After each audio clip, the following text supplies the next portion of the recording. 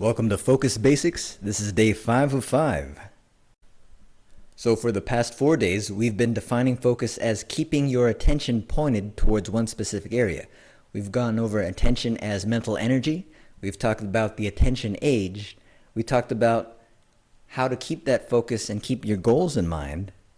And yesterday we talked about physical things to consider when we're talking about focus. So today I want to share with you, this being the last day, the most valuable focus technique I have. And that's this. You could only focus on one thing at a time. Now it may seem simple, but let me go over it. Let's say that you're overwhelmed, that you have a huge exam coming up. You know that this final exam is going to cover half the book. It's so huge. There's so many notes that you have. There's so many lectures you attended. You don't know how you're going to even study for this exam. It's so big. So as I focus on how huge and overwhelming that this test is that helping me towards my goal? My goal being to ace this test?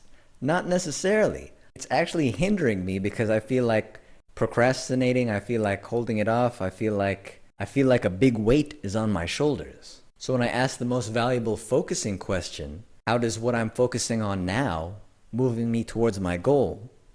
Well, it's not. So I need to redirect my focus. So what do I redirect my focus on? Well, let's look at the most valuable focusing technique, and that's one thing at a time.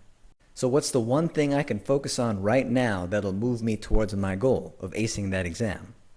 Well, if I look around, I see my bag. Now my bag has the textbook in it, and it has my binder with the notes in it. So the one thing I can do right now is go walk over to that bag and open it up. So that's exactly what I'll do. Now if I ask the question, is this moving me towards my goal? Well, yes it is, because I'm actually getting my workout. So I unzip the bag, I pull out the textbook, and I pull out my binder. Now, what's the one thing in front of me? One thing at a time that'll move me towards that goal. Well, right now I could open the textbook to the half of the book that I need to study for. Uh-oh, I'm thinking about that half of the book I need to study for. Really? So putting my focus on that isn't helping me towards my goal. I'm feeling overwhelmed again. So what I'm going to do is not think about that. All I'm going to think about is opening it up to the page that I need to open it towards. So I take the book, I open it up to that one page. Simple enough. So I look at my binder. I take a look at the binder. Man, that's a lot of notes. That's a whole mess of notes, and it's not really that well organized. Is my focusing on that helping me towards my goal? No, not really. So one thing at a time, open the binder. That's what I could do right now, one thing at a time. So I open the binder. So now I can look at which note, a note, goes towards this exam. So now I take out A. This one note actually goes to this one exam. Then I move that note out of the binder and put it into a pile to study for the exam. Then I look at the next note. Well, I don't know how that got in there. I throw that away. Then I look at the next note. Again, one thing at a time, going through the binder, one note at a time. Before I know it, I'm done organizing my notes, and I have the book to reference just to make sure that I've got the right sections to study for. So am I going to focus on one chapter at a time? No, that's pretty overwhelming. These chapters are huge. Am I going to focus on one section at a time? Well, that's a little better. So what am I doing here?